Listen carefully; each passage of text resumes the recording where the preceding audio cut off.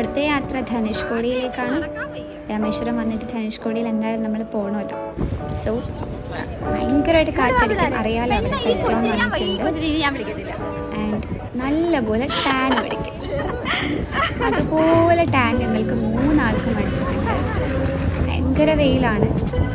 11 o'clock ഒക്കെ ആയപ്പോഴാണ് ഞങ്ങൾ എത്തിയത്. എന്നിട്ടും ഇത് ശ്രീരാമപാദമാണെന്ന് വിശ്വസിക്കപ്പെടുന്നു. തൊട്ടു ശേഷം ഓട്ടോയിൽ കയറി. നെക്സ്റ്റ് ടെമ്പിളാണ് വിഭീഷണ ടെമ്പിൾ. വിഭീഷണയുടെ നമ്മുടെ കുറേ ഫോട്ടോസും കോട്ട്സും ശ്രീരാമൻ്റെ ഒക്കെ അവിടെ ചുമരുകളിൽ കാണാം. ബട്ട് നമുക്ക് ഒന്നും എടുക്കാനോ ഫോട്ടോസ് ഒന്നും വീഡിയോസ് ഒന്നും അവിടെ അലൗഡ് അല്ല.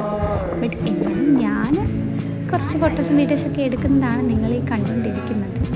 അമ്പലത്തിനകത്തൊന്നും അലൗഡല്ല.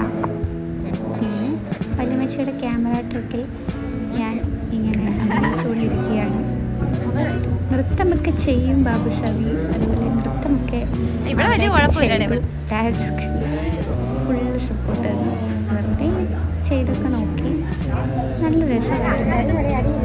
അവിടെ നിൽക്കാനായിട്ട് നല്ല രസമായിരുന്നു. ഇതാണ് ആ ടെമ്പിൾ, ബ്യൂട്ടിഫുൾ ടെമ്പിൾ. നമ്മളിങ്ങനെ ട്രാവൽ ചെയ്തു. ചുറ്റും വെള്ളമാണ്. ഒരു ഐലൻഡ്, ബ്യൂട്ടിഫുൾ ഐലൻഡ്, നല്ല രസമാണ്. ഭയങ്കര വെയിൽ, കാറ്റടിച്ച് തകർക്കുകയാണ്.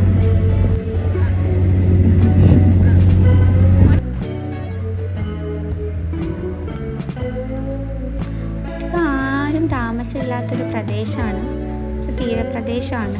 മത്സ്യബന്ധനമാണ് അവിടെ മെയിനായിട്ടുള്ളത്. സീ ഫുഡൊക്കെ അവൈലബിൾ ആണ്. ഞങ്ങളൊന്നും കഴിച്ചില്ല, വെള്ളം കുടിച്ചു അത്രമാത്രം.